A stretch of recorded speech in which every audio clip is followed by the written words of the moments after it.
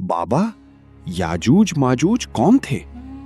4 साल का छोटा बच्चा अपने अब्बू से पूछता है, जब दोनों पुराने मिट्टी के घर में दिए की हल्की रोशनी में बैठे होते हैं। सफेद बालों और लंबी दाढ़ी वाले बुजुर्ग बाप ने गहरी सांस ली।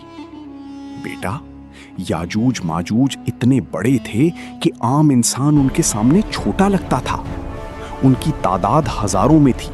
वो पहाड़ों जैसे कद रखते थे और हर चीज तबाह कर देते थे। फिर अल्लाह ने जुल्करनैन को भेजा। उन्होंने लोहे और पिघले तांबे से एक अजीम दीवार बनाकर उन्हें कैद कर दिया।